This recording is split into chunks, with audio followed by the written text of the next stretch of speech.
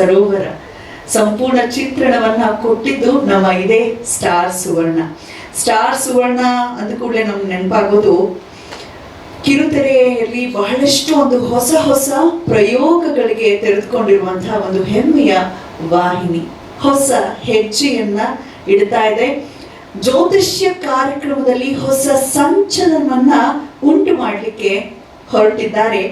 ಹಿಂದೆ ಕೆಲವು 6 ವರ್ಷಗಳಿಂದ ಅಂತ ನಾನು ಭಾವಿಸ್ತೇನೆ ಸುವರ್ಣ ಸಂಕಲ್ಪ ಅನ್ನೋ ಹೆಸರಿನಲ್ಲಿ ಜ್ಯೋತಿಷ್ಯ ಕಾರ್ಯಕ್ರಮ ಮೂಡಿ ಬರ್ತಿತ್ತು. ಈಗ ಸುವರ್ಣ ಸಂಕಲ್ಪ ಅಮೃತ ಘಳಿಗೆ ಅನ್ನೋ ಒಂದು ಹೆಸರಿನೊಂದಿಗೆ ವಿನೂತನವಾದ ಪ್ರಯತ್ನ ಅಂತ ಯಾಕೆ ಮತ್ತೆ ಮತ್ತೆ ಒತ್ತಿ ಒತ್ತಿ ಹೇಳ್ತಾ ಇದೀನಿ ಅಂದ್ರೆ, ಇಲ್ಲಿವರೆಗೂ ಯಾಕಂದ್ರೆ ನಾನು ಜ್ಯೋತಿಷ್ಯ ಕಾರ್ಯಕ್ರಮದ ಒಡನಾಡಿಯೇ ಬೇರೆ ಬೇರೆ ವಾಹಿನಿಗಳಲ್ಲಿ ಬರೋಬ್ಬರಿ 20 ವರ್ಷ ಹಿಂದೆಂದೂ ನಾವು ನೋಡಿರದಂತಹ ಒಂದು ಪ್ರಯತ್ನಕ್ಕೆ ಮುಂದಾಗ್ತಾ ಇದೆ ಸ್ಟಾರ್ ಸುವರ್ಣ ವಾಹಿನಿ. ಏನಕ್ಕೆ ಗೊತ್ತಾ, ಇಷ್ಟು ವರ್ಷಗಳು ವೀಕ್ಷಕರು ಒಂದು ಫೋನ್ ನಂಬರ್ ಕೊಡ್ತಿದ್ರು, ಅಲ್ಲಿ ಕರೆ ಮಾಡಿ ತಮ್ಮ ಸಮಸ್ಯೆಗೆ ಪರಿಹಾರ ಪಡೆದುಕೊಳ್ತಿದ್ರು ಅಲ್ವಾ. ಆದರೆ ಈ ಬಾರಿ ಸ್ಟಾರ್ ಸುವರ್ಣ ನಿಮ್ಮ ಮನೆ ಬಾಗಿಲಿಗೆ ಪರಿಹಾರವನ್ನ ಹೊತ್ತು ಬರ್ತಾ ಇದೀವಿ. ಅಂದ್ರೆ ಗುರುಗಳೇ ನೇರವಾಗಿ ಮನೆಗೆ ಹೋಗಿ ಅವರ ಮನೆಯಲ್ಲಿರುವಂತಹ ವಾಸ್ತು ದೋಷಕ್ಕೆ ಪರಿಹಾರವನ್ನ ಸೂಚಿಸೋದಕ್ಕೆ ಹೊರಟಿದ್ದಾರೆ. ಶುಭವಾಗ್ಲಿ. ಇಡೀ ತಂಡಕ್ಕೆ ಇದರ ರೂವಾರಿಗಳಾಗಿ ನಮ್ಮ ಡಾಕ್ಟರ್ ಶ್ರೀ ವಿಶ್ವನಾಥ ಭಾಗವತ್ ಗುರುಗಳು ಇರಲಿದ್ದಾರೆ ಕೇಂದ್ರ ಬಿಂದುಗಳಾಗಿ. ಗುರುಗಳೇ, ನಿಮ್ಗೆ ಶುಭವಾಗ್ಲಿ. ಬಹಳಷ್ಟು ಜನರ ಮನಸ್ಸಿಗೆ ಹತ್ತಿರವಾಗುವಂತ ಗುರುಗಳು ತಾವಾಗಿ ಅಂತ ಹಾರೈಸ್ತಾ, ಇನ್ನು ನಿಮ್ಮೆಲ್ಲರಿಗೂ ಚಿರಪರಿಚಿತ ಸ್ಟಾರ್ ಸುವರ್ಣ ವಾಹಿನಿ ಎಂತಹ ಒಂದು ಅದ್ಭುತವಾದ ನಂಬಿಕೆಯನ್ನ ಇರಿಸಿ ಓರ್ವ ವ್ಯಕ್ತಿಗೆ ಇದರ ನಿರ್ಮಾಣದ ಜವಾಬ್ದಾರಿ ಕೊಟ್ಟಿದ್ದಾರೆ. ಅವರೇ ನಮ್ಮೆಲ್ಲರ ಪ್ರೀತಿಯ ಅಶ್ವಿನಿ ರಾಮ್ ಪ್ರಸಾದ್. ಯಾವುದೇ ಕ್ಷೇತ್ರಕ್ಕೆ ಕಾಲಿರಿಸಿದ್ರು ಕೂಡ ಅಲ್ಲಿ ಒಂದು ಹೊಸ ಇತಿಹಾಸ ರಚಿಸ್ತಾರೆ. ಆಡಿಯೋ ಕಂಪನಿ ಅಂತ ಕೂಡಲೇ ಅಶ್ವಿನಿ ನೆನಪಾಗತ್ತೆ. ರಾಮ್ ಪ್ರಸಾದ್ ಅಂತ ಹೇಳಿದ್ರೆ ಯಾರಿಗೂ ಗೊತ್ತಾಗಲ್ಲ, ಅಶ್ವಿನಿ ರಾಮ್ ಪ್ರಸಾದ್ ಅಂತಾನೆ ಹೇಳಬೇಕು. ಸೊ ಆಡಿಯೋ ಕಂಪನಿ ಆಗಿರ್ಬೋದು, ಜೋಗಿ ಮರಿಲಿಕ್ಕೆ ಸಾಧ್ಯವಿದೆಯಾ? ಖಂಡಿತ ಇಲ್ಲ. 20 ವರ್ಷಗಳು ಜೋಗಿ ಸಿನಿಮಾಗೆ ಅದರ ನಿರ್ಮಾಣದ ಹೊಣೆ ಹೊತ್ತಿದಂತಹ ಅಶ್ವಿನಿ ರಾಮ್ ಪ್ರಸಾದ್ ರವರ RP ಕ್ರಿಯೇಷನ್ಸ್ ಅವರು ನಿರ್ಮಾಣ ಮಾಡ್ತಿದ್ದಾರೆ ನಮ್ಮ ಈ ಕಾರ್ಯಕ್ರಮವನ್ನ. ಇನ್ನು ನಿರೂಪಕಿಯಾಗಿ ಈ ಕಾರ್ಯಕ್ರಮದಲ್ಲಿ ಜೊತೆಯಾಗ್ತಿದ್ದಾರೆ ನಮ್ಮ ಪ್ರೀತಿಯ ಅಖಿಲ ಪಜಿಮಣ್ಣೂರವರು. ಗಾಯಕಿಯಾಗಿ ಈಗಾಗಲೇ ಬಹಳಷ್ಟು ಹೆಸರನ್ನ ಮಾಡಿರುವಂತಹ ಅಖಿಲ ಹೊಸಬರೇನಲ್ಲ, ನಿರೂಪಣೆಗೆ ಈಗಾಗಲೇ ಬಹಳಷ್ಟು ವರ್ಷಗಳಿಂದ ಅವರು ನಿರೂಪಣೆಯಲ್ಲಿ ತೊಡಗಿಸ್ಕೊಂಡಿದ್ದಾರೆ ಧಾರ್ಮಿಕ ಕಾರ್ಯಕ್ರಮಗಳಲ್ಲಿ. ಶುಭವಾಗಿ ತಮಗೂ ಕೂಡ ಎಂದೆನ್ನುತ್ತಾ, ಸಂಪೂರ್ಣ ಸ್ಟಾರ್ ಸುವರ್ಣ ವಾಹಿನಿಯ ಪ್ರಮುಖರಾಗಿ ಇವತ್ತು ನಮ್ಮ ಈ ಕಾರ್ಯಕ್ರಮದಲ್ಲಿ ನಮ್ಮ ಜೊತೆ ಇದ್ದಾರೆ ಸ್ಟಾರ್ ಸುವರ್ಣದ deputy business head Raj Nikam sir ಅವರು. ಅವರಿಗೂ ಕೂಡ ನಿಮ್ಮೆಲ್ಲರ ಪರವಾಗಿ ನಲ್ಮೆಯ ಸ್ವಾಗತ, ಸುಸ್ವಾಗತ. ಇನ್ನು ನಿರ್ದೇಶಕರು ಗೋಪಾಲ್ ಅವರಿದ್ದಾರೆ. ಬಹಳಷ್ಟು ವರ್ಷಗಳಿಂದ ವಿವಿಧ ವಾಹಿನಿಗಳಲ್ಲಿ ನುರಿತಿರುವಂತಹ ನಿರ್ದೇಶಕರು. ಅವರು ಸರಿಯಾದ ಸಾರಥ್ಯವನ್ನ ಖಂಡಿತ ವಹಿಸಲಿದ್ದಾರೆ. ಶುಭವಾಗಿ ಅವರಿಗೆ ಮತ್ತು ಸಂಪೂರ್ಣ ಸ್ಟಾರ್ ಸುವರ್ಣ ತಂಡದವರಿಗೆ ಅವರಿವರೆನ್ನದೆ ಎಲ್ಲರಿಗೂ ನಲ್ಮೆಯ ಸ್ವಾಗತ. ಹಾಗೆ ಪ್ರೀತಿಯ ಮಾಧ್ಯಮ ಮಿತ್ರರೇ, ಈ ರೀತಿ ಹೊಸ ಹೆಜ್ಜೆಯನ್ನ ಇರಿಸಲಿಕ್ಕೆ ಹೊರಟಿರುವಂತಹ ಸ್ಟಾರ್ ಸುವರ್ಣ ವಾಹಿನಿಯ ಈ ಸಿಹಿ ಸುದ್ದಿಯನ್ನ ಎಲ್ಲೆಡೆ ದಯಮಾಡಿ ಪ್ರಚುರಪಡಿಸಿ ಅಂತ ಕೋರ್ಕೊಳ್ತಾ, ತಮ್ಮೆಲ್ಲರಿಗೂ ಕೂಡ ಪ್ರೀತಿಪೂರ್ವಕ ಸ್ವಾಗತ, ಸುಸ್ವಾಗತ ಅಂತ ಇದ್ದೀನಿ. ನಾನು ದಿವ್ಯಾ ಆಲೂರ್. ಈ ಶುಭ ಕಾರ್ಯಕ್ರಮವನ್ನ ಒಂದು ಶುಭ ಹಾಡಿನೊಂದಿಗೆ, ಒಂದು ವಿಶೇಷವಾದ ಗೀತೆಯೊಂದಿಗೆ ಪ್ರಾರಂಭಿಸ್ತೇವೆ, ಪ್ರಾರ್ಥನೆಯೊಂದಿಗೆ. ಯಾಕಂದ್ರೆ ನಮ್ಮ ಆಂಕರ್ ಕಮ್ ಸಿಂಗರ್ ಇರೋದ್ರಿಂದ ಪ್ರಾರ್ಥನೆಯೊಂದಿಗೆ ಕಾರ್ಯಕ್ರಮ ಪ್ರಾರಂಭಿಸೋಣ. ಅಖಿಲ ಅವರನ್ನ ವೇದಿಕೆಗೆ ಬರ್ಮಾಡ್ಕೊಳ್ತಾ ಇದ್ದೇನೆ ಭಕ್ತಿ ಪ್ರಧಾನ ಗೀತೆಯನ್ನ ಹಾಡಿ. ಎಲ್ರಿಗೂ ನಮಸ್ಕಾರ. ದಿವ್ಯ ಅವರೇ, ತುಂಬಾ ಧನ್ಯವಾದಗಳು. ತುಂಬಾ ಚೆನ್ನಾಗಿ ನಮ್ಮನ್ನ ವೆಲ್ಕಮ್ ಮಾಡಿದ್ದೀರಾ. ಎಲ್ಲ ಮಾಧ್ಯಮ ಮಿತ್ರರಿಗೂ ನಮಸ್ಕಾರ. ಈ ಕಾರ್ಯಕ್ರಮವನ್ನ ಒಂದು ಸುಂದರವಾದ ಗಣಪತಿಯ ಹಾಡಿನೊಂದಿಗೆ ಪ್ರಾರಂಭ ಮಾಡೋಣ. ಮಹಾಗಣಪತಿ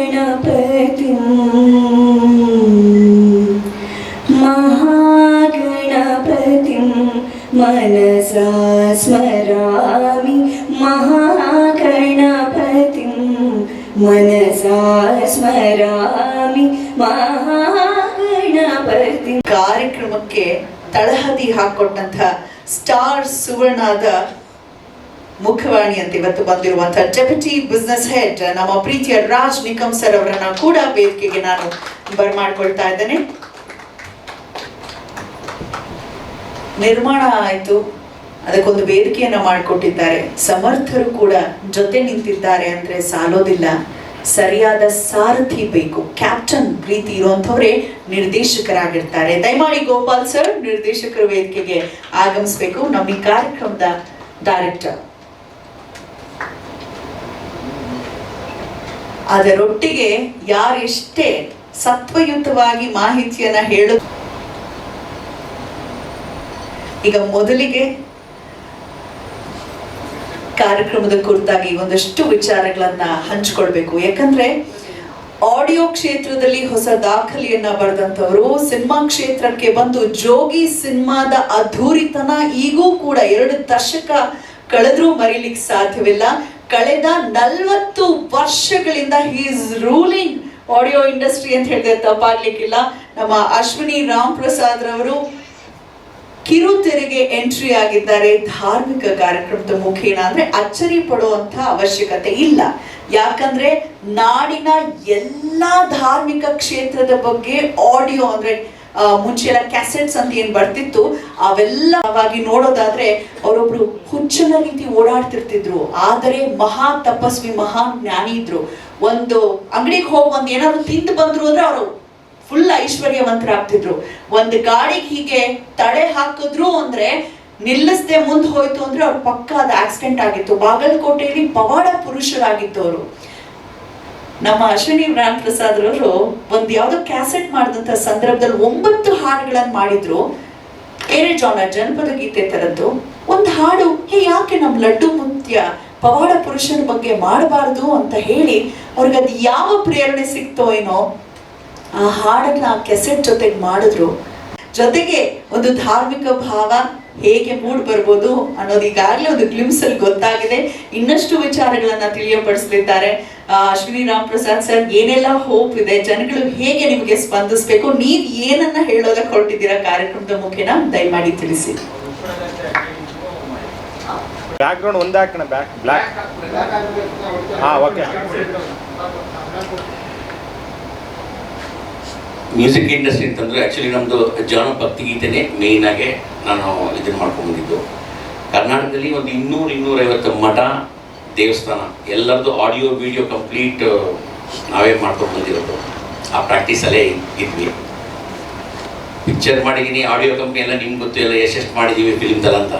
ಸ್ಮಾಲ್ ಸ್ಕ್ರೀನ್ ಎಂಟ್ರಿ ಮಾಡಬೇಕು ಅಂತ ಭಾಳ ಆಸೆ ಇತ್ತು ನನಗೆ. ಸುಮಾರು ಟ್ರೈ ಮಾಡಿದೆ, ಇದಾಗಿರಲಿಲ್ಲ ಅದು. ಈಗ ಏನ 250 ದೇವಸ್ಥಾನ ಮಠ ಏನು ಸೇವೆ ಮಾಡಿದ್ನೋ ಅದರ ಆಶೀರ್ವಾದದಿಂದ ನನಗೆ ಈ ಥರ ಡಿವೋಷನಲ್ ಸಬ್ಜೆಕ್ಟೇ ನನಗೆ ಫಸ್ಟ್ ಕೊಟ್ಟಿದ್ದಾರೆ. ಸೊ ಅದಕ್ಕೆ ಯಾವ ರೀತಿ ಆಲ್ರೆಡಿ ಅವರು ಎಲ್ಲ ಸೀರೆ ಹೊಡೆದ್ಬಿಟ್ಟಿದ್ದಾರೆ, 6 ವರ್ಷದಿಂದ ಮಾಡ್ಕೊಂಬಂದು ಸಕ್ಸಸ್ ಮಾಡಿದ್ದಾರೆ. ಅದ್ರ ಮೇಲೆ ಏನು ಮಾಡಬೇಕು ಅನ್ನೋದು ಯೋಚನೆ ಮಾಡಬೇಕು. It's already 6 years they have done it in a very big level. So ಈಗ ನಾನು ಏನು ಮಾಡ್ಬೋದು, ಅದನ್ನು ಯಾವ ರೀತಿ ಮಾಡ್ಬೋದು ಅದನ್ನೇ ಯೋಚನೆ ಮಾಡಿ ಮ್ಯೂಸಿಕಲ್ಲಾಗೆ ಮೇಯ್ನಾಗಿ ಇಟ್ಕೊಂಡು, ಆಮೇಲೆ ಎಲ್ಲೂ ಯಾವ ಇದ್ರೂ ಎಲ್ಲ ಬರೀ ಕರ್ನಾಟಕ ಅಲ್ಲ, ಇಂಡಿಯಾ ಅಲ್ಲ, all over the world we are planning out ಈ ಪ್ರಾಜೆಕ್ಟ್ನ ಮಾಡಬೇಕು ಅಂತ. ಟೆಂಪಲ್ ವಿಸಿಟ್ಸ್ ಆಗಲಿ, ಆಮೇಲೆ ಗುರುಗಳು ವಾಸ್ತು ಪ್ರಕಾರ ನಾನು ಎಷ್ಟೋ ಮಾಡಿದ್ದೀನಿ. Is very much. ನಾವು ಅವ್ರ ಮುಂದೆ ಹೊಗಳೋದಲ್ಲ, ಹೋಗ್ತಾ ಹೋಗ್ತಾ ಜನಕ್ಕೆ ಗೊತ್ತಾಗುತ್ತೆ ಏನು ಅನ್ನೋದು. ಅವ್ರನ್ನ ಕರ್ಕೊಂಡು ಎಲ್ಲ ಕಡೆ ಇದು ಮಾಡೋಣ ಅಂತ ಒಂದು ಇಟ್ಕೊಂಡು, ಇದರಲ್ಲಿ ಏನು ಬರುತ್ತೋ ಏನು ಹೋಗುತ್ತೋ ನೋಡ್ತಿಲ್ಲ. ಏನು ಬಂದರೂ ಆಶೀರ್ವಾದ ಅಂತೂ ದೇವರಂತೂ ಬಂದೇ ಬರುತ್ತೆ. ನಾವು ಮಾಡ್ತಿರೋದು ಒಂದು ದೈವ ಪ್ರಾಜೆಕ್ಟು. ಅದು ಆಶೀರ್ವಾದ ಬಂದರೆ ಎಷ್ಟು ಅದಕ್ಕೆ ವ್ಯಾಲ್ಯೂ ಇರೋದಿಲ್ಲ.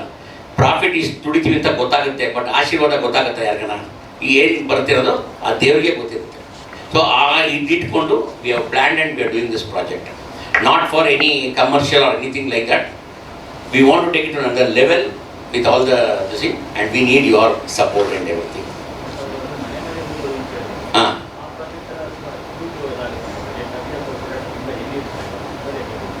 ಮ್ಯಾನೇಜ್ ಮಾಡಿ. ನಾನೇ ಫಸ್ಟ್ ಹೇಳ್ದಲ್ಲ, ನಾವು ಮಾಡ್ತಿರೋದು ದೇವ್ರ ಕಾರ್ಯಕ್ರಮ, ದೇವರೇ ಕೊಡ್ತಾರೆ, ನಾನೇನು ಹೇಳೋದು ಬೇಕಾಗಿಲ್ಲ. ಕಂಟೆಂಟ್ ಚೆನ್ನಾಗಿದ್ದರೆ 100% ವರ್ಕೌಟ್ ಆಗೇ ಆಗುತ್ತೆ. ಅದು ಯಾವ ರೀತಿ ಆಗಿತ್ತು, ಬಟ್ ಅದನ್ನ ನಾನು ತಲೆ ಇದು ಮಾಡ್ಕೊಂಡ we will do it in a different level. ಹಾಂ, ಅಲ್ಲ ಅಲ್ಲ, ಎಲ್ಲೆಲ್ಲಿ ನಮ್ಮ ಕಾಲ್ಸ್ ಬರ್ತೋ, ಎಲ್ಲೆಲ್ಲಿ ಇದು ಬರ್ತೋ, will definitely interact with them and will go. ಆ ಲೆವೆಲ್ ಹೋಗ್ತೀವಿ. ಕರ್ನಾಟಕ ಮಾಡಿಬಿಟ್ಟಿದ್ದಾರೆಲ್ಲ, ನಾವು ಅದ್ರ ಮೇಲೆ ಮಾಡ್ಬೇಕು. ಇವಾಗ south India all over the world plan ಮಾಡ್ತಾ ಇದೀವಿ. ಒಂದು ಸ್ಟೆಪ್ ಬೈ ಸ್ಟೆಪ್ ಹೋಗ್ತಾ ಇದೀವಿ. ಈಗ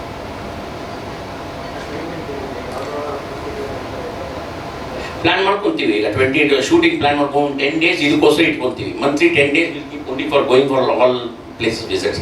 ಆ 10 days ಅಲ್ಲಿ where we can go it will plan out. ಹೌದು, 100% ಮಾಡ್ತೀವಿ ಅದನ್ನ. ಅದರ ಟೆಲಿಕಾಸ್ಟ್ಗೆ ಅವ್ರಿಗೂ ಇದಾಗುತ್ತಲ್ವ, ಅದನ್ನೇ ಮಾಡೋದು. ಇಲ್ಲ ನಥಿಂಗ್. ನಾವು ಅವ್ರ ಕಡೆಯಿಂದ ನಾವೇ ಹೋಗಿ ಬರ್ತೀವಿ. ಅವ್ರ ಕಡೆಯಿಂದ ಏನು ಎಕ್ಸ್ಪೆಕ್ಟ್ ಮಾಡೋದು ತೊಗೊಳ್ಳಲ್ಲ ನಾವು. ಸರ್, ಈ ಮ್ಯೂಸಿಕ್ ಇಲ್ದಂಗೆ ಏನೂ ಇಲ್ಲ ಆ್ಯಕ್ಚುಲಿ ಹೇಳ್ಕೊಂಡ್ರೆ. ಕರೆಕ್ಟಾ? ಅವರು ವಾಸ್ತು ಹೇಳ್ಬೇಕಾದ್ರೂ ಮ್ಯೂಸಿಕ್ ಇದ್ರೇ ಅದಕ್ಕೆ. ಸೊ ಏನಿದ್ರು ಮ್ಯೂಸಿಕ್ಕಿಂದನೇ ತೊಗೊಂಡೋಗ್ತೀವಿ. That is my strength, our strength from the company. ಮ್ಯೂಸಿಕಲ್ಲಾಗಿ ಪ್ರೆಸೆಂಟ್ ಮಾಡಬೇಕು ಅಂತಲೇ ನಾವು ಮಾಡ್ಬೋದು. ಅದಕ್ಕಾಗಿ ಒಂದು ವಾಟ್ಸಪ್ ನಂಬರ್ ಇದೆ, ಜೊತೆಗೆ ಇಮೇಲ್ ಮುಖೇನ ಕೂಡ ಅವರು ಬರೆದು ಕಳಿಸ್ಬೋದು ಮೆಸೇಜನ್ನು. ಅದನ್ನು ವಿಲ್ ಪ್ಲಾನ್ ಡಿಪ್ ಮಾಡಿ ಏನೋ ಪ್ಲಾನ್ ಮಾಡ್ತೀವಿ. How much we can allocate in the month, ಅಷ್ಟಕ್ಕೆ ನಾವು ಸೆಲೆಕ್ಟ್ ಮಾಡ್ಕೊಂಡು ಇಲ್ಲಿ ಹೋಗ್ಬರ್ತೀವಿ. ಎಲ್ಲರಿಗೂ ಹೋಗ್ತೀವಿ ಗುರುಗಳೇ. ಗುಡ್ಸಲ್ ಕಳೆದ್ರು ಹೋಗಿ ಬರ್ತೀವಿ. ಹೋಗಿ ಬಂದಿದ್ದೀವಿ, ನಾವು ತೋರಿಸಿದ್ದೀವಿ, ದೊಡ್ಡ ತೋರಿಸಿದ್ದೀವಿ. ಯಾಕಂದರೆ ನಾವು ಇದಾಯ್ತು ಅಂತ ಯಾರು ಕರೆದ್ರೂ ಹೋಗ್ತೀವಿ. ವಿಲ್ ಅಂತ ಸ್ಪಂದಿಸ್ತೀವಿ ನಾವು. Irrespective of caste, creed, anything ಯಾವುದಿಲ್ಲ. ಬಡವರು, ಇವರು, ಶ್ರೀಮಂತರು ಆ ಥರ ಇಲ್ಲ. ಯಾರು ಕರೆದ್ರೂ ಅವ್ರಿಗೆ ಹೋಗಿ ಬರ್ತೀವಿ ನಾವು. ನಿಮ್ಮ ಮನೆಗೆ ಬರ್ಬೇಕು ಹೇಳಿ ಬರ್ತೀವಿ. ಅಲ್ಲ ಹೇಳಿದ್ದು ಸರ್, ನಾನು ನಂಬರ್ ಕೊಡ್ತೀನಿ, ಖಂಡಿತವಾಗ್ಲೂ ಮೆಸೇಜ್ ಹಾಕಿ ಗುರುಗಳೇ, ಬರ್ತೀವಿ.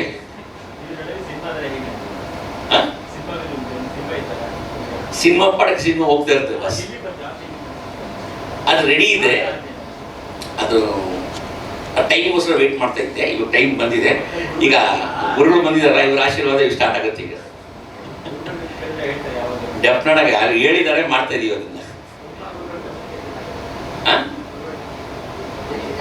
ಕರೆಕ್ಟ್. ಅವ್ರದ್ದು ಯೂಟ್ಯೂಬ್ ಚಾನಲ್ ನಾವೇ ಮೇಂಟೈನ್ ಮಾಡ್ತಾ ಇದ್ದಿದ್ದು. ಸೊ ಅದರಿಂದ ಒಂದು ಇದಿತ್ತು, ರ್ಯಾಪ್ ಹೋಯ್ತು.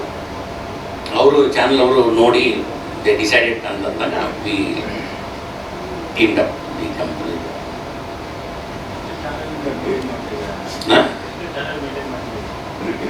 ಯಾವುದು ಒಂದು 15-20 ಇದೆ. ಸಿನಿಮಾ ಬರುತ್ತೆ ಬಸ್. ಅದೇ ಯಾವಾಗ ಈಗ ಶುಭ ಸಂದರ್ಭ ಸರ್, ಇದು ಸ್ಟಾರ್ ಸುವರ್ಣ ವಾಹಿನಿಯ ಕಾರ್ಯಕ್ರಮ ಆಗಿರೋದ್ರಿಂದ ಅದಕ್ಕೆ ಅಂತಾನೆ ಬೇರೆ ಪ್ರೆಸ್ ಮೀಟ್ ಮಾಡಲಿದ್ದಾರೆ. ಅಲ್ಲಲ್ಲಿ ಇದೆ, ಇವ್ರ ಆಶೀರ್ವಾದ ಮಾಡ್ತಾರೆ. 100% ಒಳ್ಳೇದಾಗುತ್ತೆ. ಅದಕ್ಕೋಸ್ಕರ ಈ ಕಾರ್ಯಕ್ರಮ ಸ್ಟಾರ್ಟ್ ಮಾಡೋದು ನಾನು. ಧನ್ಯವಾದಗಳು. Thank you. ಬಹುಶಃ ಆರೋಗ್ಯ, ಜ್ಯೋತಿಷ್ಯ ವಿಜ್ಞಾನ ಈ ಎಲ್ಲನೂ ಒಳಗೊಂಡಂತೆ ಇರುವಂಥ ಕಾರ್ಯಕ್ರಮ ನಮ್ಮ ಸುವರ್ಣ ಸಂಕಲ್ಪ ಅಮೃತಗಳಿಗೆ. ಇದರಲ್ಲಿ ವಿಶೇಷ ಏನು ಅಂದರೆ, ನಾವು ಪಬ್ಲಿಕ್ಗೆ, ಸಾರ್ವಜನಿಕರಿಗೆ ಸ್ಪಂದಿಸ್ತೀವಿ. ಈಗ ಗೊತ್ತಿದೆ, ಜ್ಯೋತಿಷ್ಯ ಒಂದು ಬಿಸ್ನೆಸ್ ಅನ್ನೋ ರೀತಿಯಲ್ಲಿ ಎಲ್ಲ ಕಡೆ ಆಗ್ತಾ ಇದೆ. ಬಟ್ ನಾವು ಆ ಥರ ಅಲ್ಲ. ಎಲ್ಲ ವರ್ಗದ ಜನಕ್ಕೆ ನಾವು ಸ್ಪಂದಿಸುವಂಥ ಕೆಲಸವನ್ನು ಈ ಕಾರ್ಯಕ್ರಮದ ಮುಖಾಂತರ ಮಾಡ್ತೀವಿ. ಅದು ವಿಶೇಷವಾಗಿರುವಂಥದ್ದು. ಮತ್ತು ವಿಶೇಷವಾಗಿ ನಾವು ದೇಗುಲ ದರ್ಶನ ನಮ್ಮ ಕಾರ್ಯಕ್ರಮದಲ್ಲಿ ವಿಶೇಷವಾಗಿರುತ್ತೆ. ದೇಗುಲ ದರ್ಶನ ಅಂದರೆ ಇಡೀ ದೇಶದ ಹಲವಾರು ಕಡೆ ಈಗಾಗಲೇ ಹೋಗಿ ಬಂದಿದೆ ವಾಹಿನಿಯವರ ಸಹಕಾರದಿಂದ ನಾವು ಇದನ್ನು ವಿಭಿನ್ನವಾಗಿ ವಿಶೇಷವಾಗಿ ಮಾಡೋ ಪ್ರಯತ್ನ ಮಾಡ್ತಾ ಇದ್ದೇವೆ. ನಮ್ಮ ಪ್ರೊಡಕ್ಷನ್ ಸೈಡಿಂದ ಒಂದು 15 ಎಪಿಸೋಡು ನಾವು ರೆಡಿ ಇದ್ದೀವಿ ಈಗ. ಹೌದು, ದೇಗುಲ ದರ್ಶನದ ಜೊತೆಯಲ್ಲಿ ಯೋಗ, ಪ್ರಾಣಾಯಾಮ, ಸಂಜೀವಿನಿ ಸಂಕಲ್ಪ ಅಂತ ಇದೆ. ಸಂಜೀವಿನಿ ಸಂಕಲ್ಪದಲ್ಲಿ ಮನೆಮದ್ದು, ಆಯುರ್ವೇದ ಈ ಥರದ್ದು ಆಗಿರುತ್ತೆ. ಈ ಥರದ ಬೇರೆ ಬೇರೆ ಇನ್ನೂ ಹೊಸದು ಇನ್ಕ್ಲೂಡ್ ಆಗ್ತಾ ಹೋಗ್ತಾ ಇರುತ್ತೆ ಮುಂದೆ. ಸ್ಲಾಟು ಬೆಳಗ್ಗೆ 7:30 9.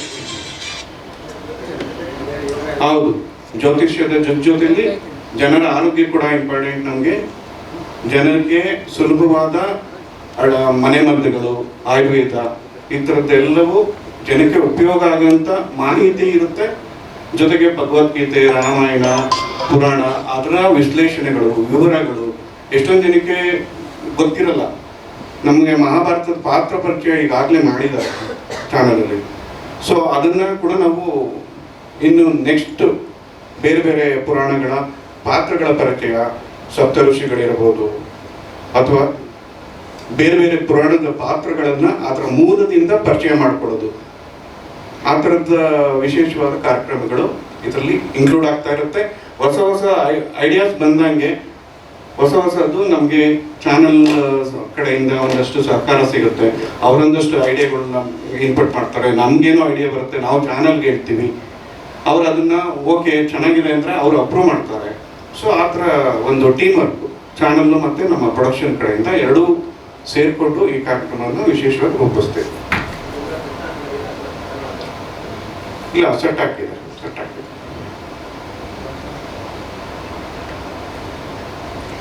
ಥ್ಯಾಂಕ್ ಯು ಗೋಪಾಲ್ ಅವರೇ, ಶುಭವಾಗಲಿ ನಿಮಗೂ ಕೂಡ. ತುಂಬಾನೇ ಸ್ಪೆಷಲ್. ಯಾಕಂದ್ರೆ ಪ್ರತಿನಿತ್ಯ ಸುವರ್ಣ ಸಂಕಲ್ಪ ಶೂಟಿಗೆ ಹೋಗ್ತಾ ಇದ್ದೀನಂದ್ರೆ ತುಂಬಾ ಇಷ್ಟಪಟ್ಟು ಹೋಗುವಂತಹ ಒಂದು ಪ್ಲೇಸ್ ಅಂತ ಹೇಳ್ಬೋದು. ಯಾಕಂದ್ರೆ ಅಲ್ಲಿ ಹಾಕಿರುವಂತಹ ಸೆಟ್, ಅಲ್ಲಿ ದೇವಸ್ಥಾನವನ್ನ ಕ್ರಿಯೇಟ್ ಮಾಡಿದ್ದಾರೆ, ಅದರಲ್ಲಿ ಪ್ರಾಣ ಪ್ರತಿಷ್ಠೆಯನ್ನ ಮಾಡಿದ್ದಾರೆ. ಒಂಥರ ಎಷ್ಟು ಪಾಸಿಟಿವ್ ವೈಬ್ಸ್ ಇದೆ ಅಂದ್ರೆ ಹೋಗಿದ ತಕ್ಷಣ ನಮಗೆ ಗುರುಗಳಿರ್ತಾರೆ, ಸಾಕಷ್ಟು ವಿಷಯಗಳನ್ನ ನಾನು ಕಲಿಯೋದಿರುತ್ತೆ. ಪ್ರತಿನಿತ್ಯ ದಿನ ವಿಶೇಷತೆಯಲ್ಲಿ ಬೇರೆ ಬೇರೆ ವಿಶೇಷತೆಗಳಿರುತ್ತೆ, ಅದ್ರ ಬಗ್ಗೆ ಗುರುಗಳು ಹೇಳ್ತಾರೆ. ನೀವು ಹೇಳಿದಾಗೆ ಮಂತ್ರ ಸಂಕಲ್ಪದಲ್ಲಿ ಮಂತ್ರವನ್ನ, ಶ್ಲೋಕವನ್ನ ಹಾಡಿನ ಮೂಲಕ ನಾನು ಹಾಡ್ತೀನಿ. ನನಗೂ ಎಷ್ಟೊಂದು ಕಲಿಯಕ್ಕಿರುತ್ತೆ. ಅಂದ್ರೆ ಶ್ಲೋಕದ ಉಚ್ಚಾರಣೆ ಹೇಗಿರುತ್ತೆ ಅದನ್ನು ಗುರುಗಳು ನಿಮ್ಗೆಲ್ರಿಗೂ ತಿಳಿಸ್ಕೊಡ್ತಾರೆ. ಪ್ರತಿನಿತ್ಯ ಉಚ್ಚಾರಣೆಯನ್ನ ಹೇಗೆ ಮಾಡಬೇಕು ಅಥವಾ ಅದರ ಅರ್ಥ ಏನು, ಮತ್ತೆ ಅದನ್ನ ನಾವು ಹಾಡೋದ್ರಿಂದ ಅಥವಾ ಶ್ಲೋಕವನ್ನ ಪಠಿಸೋದ್ರಿಂದ ಏನ್ ಫಲಗಳಿದೆ ಇದೆಲ್ಲವನ್ನ ಗುರುಗಳು ತಿಳಿಸ್ಕೊಡ್ತಾರೆ. ಒಟ್ಟಿನಲ್ಲಿ ಹೇಳೋದಾದ್ರೆ ಬೇಸಿಕಲಿ ಸಿಂಗರ್ ಆಗಿರೋದ್ರಿಂದ ಈತ ಒಂದು ಆಂಕರಿಂಗ್ ಇವಾಗ ಮಾಡ್ತಾ ಇರೋದು ಅಂಡ್ ಅದ್ರ ಜೊತೆಗೆ ಹಾಡನ್ನು ಹಾಡ್ತಾ ಇದ್ದೀನಿ ಅನ್ನೋದು ತುಂಬಾ ಖುಷಿಯಾದ ವಿಷಯ. ತುಂಬಾ ಇಷ್ಟಪಟ್ಟು ನಾನು ಮಾಡುವಂತಹ ಕೆಲಸ ಅಂತ ಹೇಳ್ಬೋದು. ಪ್ರತಿ ಸಂಚಿಕೆಯಲ್ಲಿರುತ್ತೆ, ಪ್ರತಿ ವಾರ ಪೂರ್ತಿ ಶ್ಲೋಕ ಇರುತ್ತೆ, ಶನಿವಾರ ಮತ್ತು ಭಾನುವಾರ ಹಾಡಿರುತ್ತೆ, ಅಂದ್ರೆ ದೇವರ ನಾಮಗಳಿರುತ್ತೆ.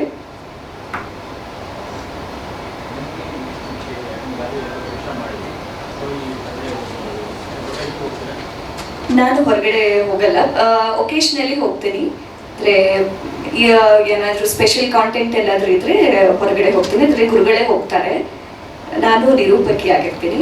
ತುಂಬಾ ವಿಶೇಷ ಅಂದರೆ ನಾನು ಹೇಳಿದ ಹಾಗೆ ಸಿಂಗರ್ ಆಗಿ ಇವಾಗ ಆಂಕರಿಂಗ್ ಮಾಡ್ತಾ ಇರೋದು ತುಂಬ ವಿಶೇಷವಾದ ಕಾರ್ಯಕ್ರಮ. ಬೇಸಿಕಲಿ ನಾನು ಜಾಸ್ತಿ ಡಿವೋಷನಲ್ ಸಾಂಗ್ಸ್ ಆ್ಯಂಡ್ ಕರ್ನಾಟಕ ಶಾಸ್ತ್ರೀಯ ಸಂಗೀತವನ್ನೇ ಹಾಡ್ಕೊಂಡು ಬಂದಿರೋದ್ರಿಂದ ಟ್ರೆಡಿಷನಲ್ ವೇಯಲ್ಲಿ ಮತ್ತೆ ಜನಗಳಿಗೆ ಎಕ್ಸ್ಪೋಜರ್ ಆಗಿರೋದು ನನಗೆ ತುಂಬಾನೇ ಖುಷಿ ಕೊಟ್ಟಿದೆ.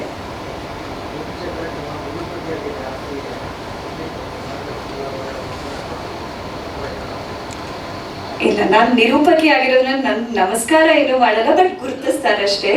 ಅಂದ್ರೆ ಗುರುತಿಸ್ತಾರೆ, ಚೆನ್ನಾಗಿ ಮಂತ್ರಗಳನ್ನ ಹಾಡ್ತಾ ಇದ್ದೀರಾ. ಅಂಡ್ ಎಷ್ಟೊಂದು ಜನ ನನಗೂ ಮೆಸೇಜ್ ಮಾಡ್ತಾರೆ, ಈ ಮಂತ್ರ ಎಗಿನ್ ನಮ್ಗೆ ಮೆಸೇಜ್ ಮಾಡಿ, ಇದು ನಮ್ಗೆ ಇನ್ನೊಂದ್ಸತಿ ಹಾಡ್ಬೇಕು ಅನಿಸ್ತಾ ಇದೆ, ಕೇಳಬೇಕು ಅನಿಸ್ತಿದೆ, ಇದನ್ನ ನಾವು ದೇವರ ಮುಂದೆ ಪಠಿಸ್ಬೇಕು ಅನಿಸ್ತಾ ಇದೆ, ಅದ್ ಕಾರಣ ಇದನ್ನ ನಮ್ಗೆ ಕಳಿಸ್ಕೊಡಿ ಅಂತ ಹೇಳ್ತಾರೆ.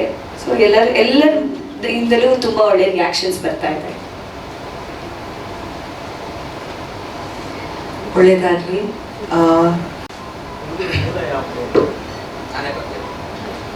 ಸರ್ವೇಭ್ಯೋ ನಮಸ್ಕಾರ. ಎಲ್ಲ ಮಾಧ್ಯಮ ಬಂಧುಗಳಿಗೆ ನಮಸ್ಕಾರ. ಸ್ಟಾರ್ ಸುವರ್ಣ ವಾಹಿನಿಗೆ ನಮಸ್ಕಾರ. ಆರ್ಪಿ ಕ್ರಿಯೇಷನ್ಸ್ಗೆ ಅವಕಾಶ ಕೊಟ್ಟಿದ್ದಕ್ಕೆ ನಮಸ್ಕಾರ. ಸ್ನೇಹಿತರೆ, ನನ್ನ ಹೆಸರು ವಿಶ್ವನಾಥ್ ಭಾಗವತ್. ಮೂಲತಃ ಉತ್ತರ ಕನ್ನಡ ಜಿಲ್ಲೆ ಯಲ್ಲಾಪುರ ತಾಲೂಕು. ಹವ್ಯಕ ಬ್ರಾಹ್ಮಣ ಕುಟುಂಬದ ಪರಂಪರೆಯಲ್ಲಿ ಬಂದಿರತಕ್ಕಂಥವನು. ನಮ್ಮಲ್ಲಿ ಪ್ರತಿನಿತ್ಯವೂ ಆಧ್ಯಾತ್ಮ, ನಿತ್ಯ ಪೂಜೆ ಪುನಸ್ಕಾರ, ಜಪ ತಪಾನುಷ್ಠಾನಗಳು ಪ್ರತಿನಿತ್ಯವೂ ಇರುತ್ತೆ. ಹಾಗಾಗಿ ನಿತ್ಯ ಪೂಜೆ ಪುನಸ್ಕಾರಾದಿಗಳಿಂದಲೇ ದೇವರ ಪೂಜೆ, ದೇವಸ್ಥಾನದ ಅರ್ಚನೆ, ಪೂಜೆ, ಅಭಿಷೇಕಾದಿಗಳು ಈ ರೀತಿಯಾಗಿ ನಮ್ಮ ಜೀವನ ಪ್ರತಿನಿತ್ಯವೂ ಇರುತ್ತೆ. ಆರ್ಪಿ ಕ್ರಿಯೇಷನ್ಸ್ ಜೊತೆಗೆ ಒಂದಷ್ಟು ಯೂಟ್ಯೂಬ್ ಸಂಚಿಕೆಗಳನ್ನು ಮಾಡುವಂತಹ ಸಂದರ್ಭದಲ್ಲಿ ಅವರು ಈ ಥರ ಒಂದು ಅವಕಾಶ ಇದೆ, ಮಾಡ್ತೀರಾ ಅಂತ ಕೇಳಿದಾಗ ಬಹಳ ಸಂತೋಷವಾಯಿತು.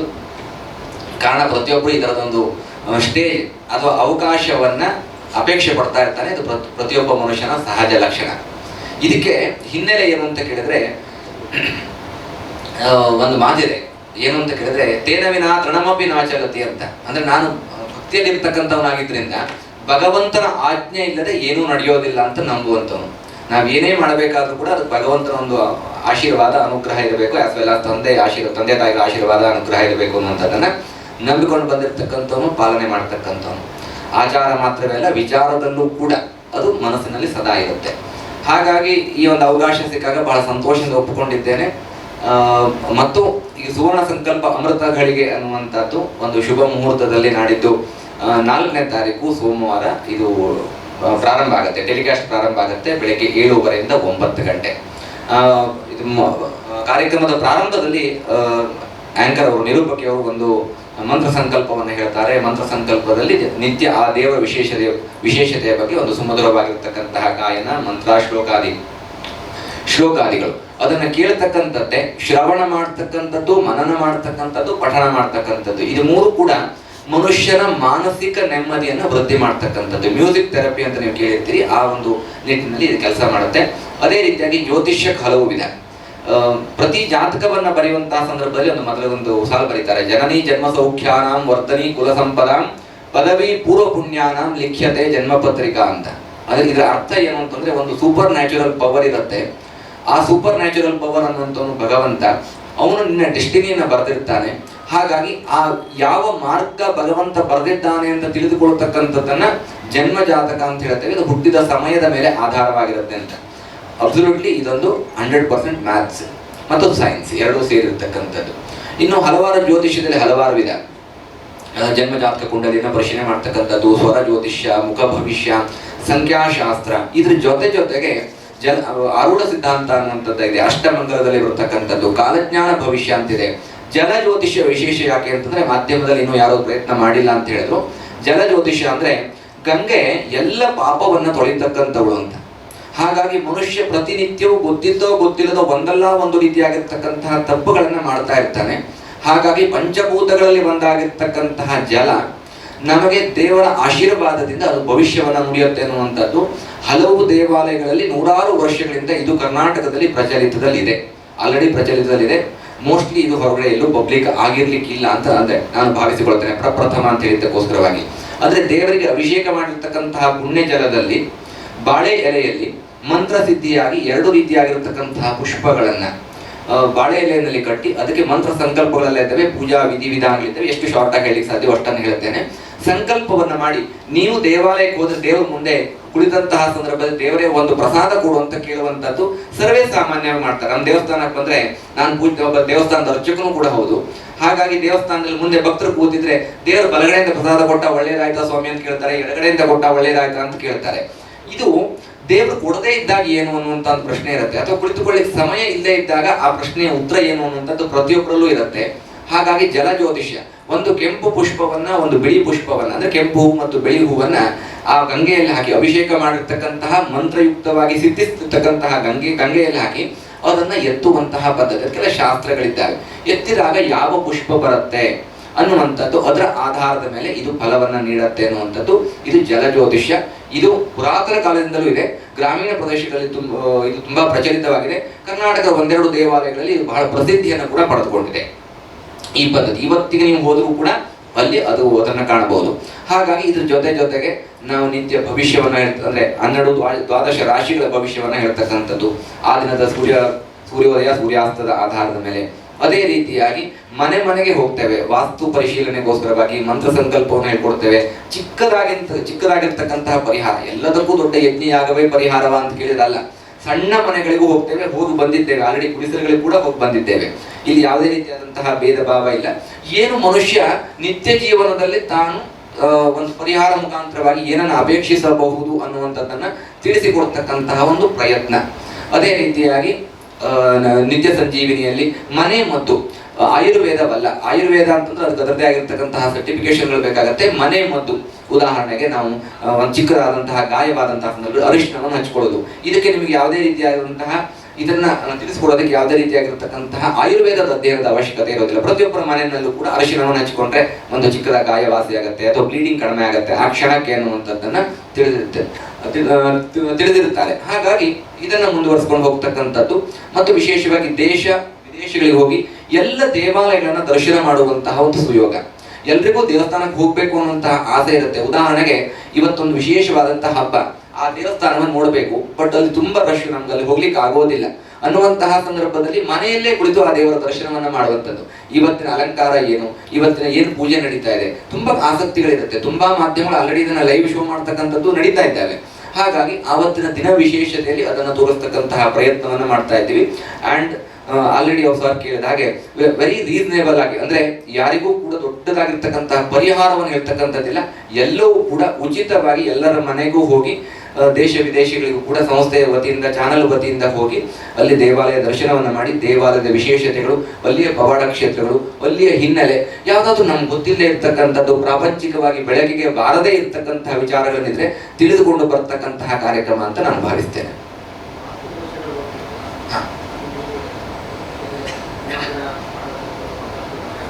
ಇಲ್ಲ, ಫಿಸಿಕಲ್ ಆಲ್ರೆಡಿ ನಾನು ಹೇಳಿದಂಗೆ ಫಿಸಿಕಲ್ ಕರೆಕ್ಷನ್ ವೆರಿ ರೀಸನೇಬಲ್ ಅಂತ ಹೇಳಿದ್ರೆ ಅದಕ್ಕೋಸ್ಕರವಾಗಿ ಹೇಳಿದ್ದು. ಫಿಸಿಕಲ್ ಕರೆಕ್ಷನ್ ಇಲ್ಲ, ಕಿಟಕಿ ಹೊಡಿರಿ, ಬಾಗಿಲು ಹೊಡಿರಿ, ದೇವ್ರ ಮನೆ ಇಲ್ಲಿ ಬರಬಾರ್ದು ಅನ್ನುವಂಥದ್ದಿಲ್ಲ. ನೀವು ಆಲ್ರೆಡಿ ಮುಂದೆ ಎಪಿಸೋಡ್ ಟೆಲಿಕಾಸ್ಟ್ ಆದ್ಮೇಲೆ ನೋಡ್ತೀರಿ, ಚಿಕ್ಕ ಪುಟ್ಟ ಪರಿಹಾರಗಳು ತಪ್ಪು ಸಹಜ. ಪ್ರತಿಯೊಬ್ಬ ಮನುಷ್ಯನು ತಪ್ಪು ಮಾಡ್ತಾನೆ, ನಡೆಯುವಂತಹ ಪ್ರತಿಯೊಬ್ಬ ಮನುಷ್ಯನಲ್ಲೂ ಎಡವಿಕೆ ಇದ್ದೇ ಇರುತ್ತೆ. ಹಾಗಾಗಿ ಏನು ಚಿಕ್ಕದಾಗಿರ್ತಕ್ಕಂತಹ ಪರಿಹಾರವನ್ನ ಮಾಡ್ಕೋಬಹುದು. ಒಂದು ಉದಾಹರಣೆಗೆ ಒಂದು ಕ್ರಿಸ್ಟಲ್ ಲ್ಯಾಂಪ್ ಇಡುವಂಥದ್ದಿರ್ಬೋದು, ಅಥವಾ ತುಳಸಿ ಗಿಡದ ಜಾಗವನ್ನು ಬದಲಾವಣೆ ಮಾಡ್ತಕ್ಕಂಥದ್ದಿರ್ಬೋದು, ಅಥವಾ ದೇವರ ಫೋಟೋ ಇರತಕ್ಕಂಥದ್ದಿರ್ಬೋದು. ಹೀಗೆ ಹಲವಾರು ರೀತಿಯಾಗಿರ್ತಕ್ಕಂತಹ ಪರಿಹಾರಗಳು, ಫಿಸಿಕಲ್ ಕರೆಕ್ಷನ್ಸ್ ಇಲ್ಲ. ಅಂಡ್ ಮನುಷ್ಯನಿಗೆ ಯಾವುದು ಕೂಡ ಅಸಾಧ್ಯವಾದಂತಹ ಪರಿಹಾರಗಳನ್ನ ಹೇಳೋದಿಲ್ಲ, ಚಿಕ್ಕ ಪುಟ್ಟ ಪರಿಹಾರಗಳು ಮಾತ್ರ.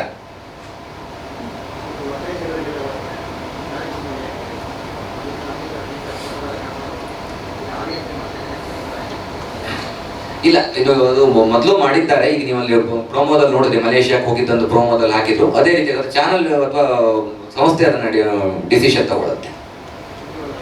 ಅಲ್ಲ, ಹೋಗ್ತೇವೆ, ಬಟ್ ಹೇಗೆ ಲೈವ್ ಮಾಡುವಂಥದ್ದು ಏನು ಅನ್ನೋದು ಫಸ್ಟ್ ಆಫ್ ಆಲ್ ಲೈವ್ ಇಲ್ಲ ಅಂತ ಅಂದ್ಕೊಂಡಿದ್ದೇನೆ. ಎಲ್ಲವೂ ರೆಕಾರ್ಡೆಡ್ ಶೋಗಳು. ಹಾಗಾಗಿ ಅಲ್ಲಿಂದ ರೆಕಾರ್ಡ್ ಮಾಡಿಕೊಂಡು ಬಂದು ಆ ಕ್ಷೇತ್ರವನ್ನು ಆವತ್ತಿನ ವಿಶೇಷತೆ ದಿನ ದರ್ಶನ ಮಾಡಿಸ್ತಕ್ಕಂತಹ ಒಂದು ಸುಯೋಗ.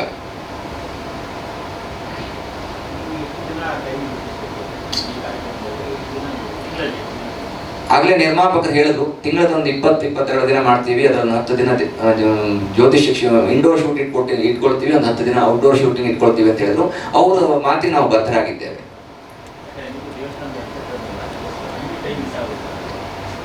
ಇಲ್ಲ, ಮಾಡ್ಕೊಳ್ತೇವೆ ಸರ್. ಯಾಕಂದ್ರೆ ದೇವಸ್ಥಾನ ಒಬ್ಬರು ನಡೆಸುವಂಥದ್ದಲ್ಲ, ಇದ್ದಾರೆ. ಈಗ ಇಲ್ಲಿ ಹೆಚ್ಚಾಗ್ತಾರೆ. ಈಗ ಭಕ್ತರ ಸಂಖ್ಯೆ ವೃದ್ಧಿ ಆಗ್ತಾ ಹೋಗುತ್ತೆ. ಅದನ್ನ ಮೇಂಟೈನ್ ಅಂದ್ರೆ ಪಾಲನೆ ಮಾಡುವಂತಹ ಪ್ರಯತ್ನವನ್ನ ಮಾಡೋಣ.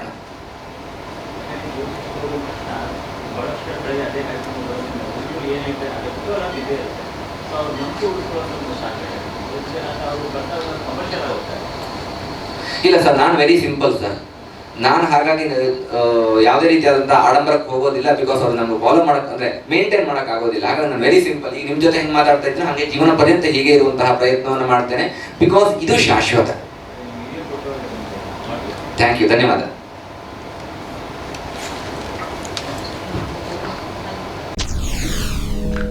SS TV ಸಿನಿಮಾ ಜಗತ್ತಿನ ಕ್ಷಣ ಕ್ಷಣದ ಸುದ್ದಿಯೊಂದಿಗೆ.